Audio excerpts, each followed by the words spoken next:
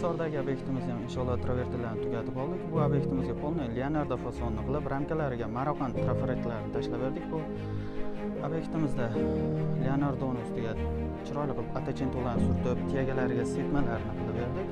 Agar kimga shunaqa sifatli travertin xizmatlari kerak bo'lsa, ekranda nomer qoldiramiz. Aloqaga chiqishlari mumkin. Obyektni bir bor ko'rib tomosha qiling.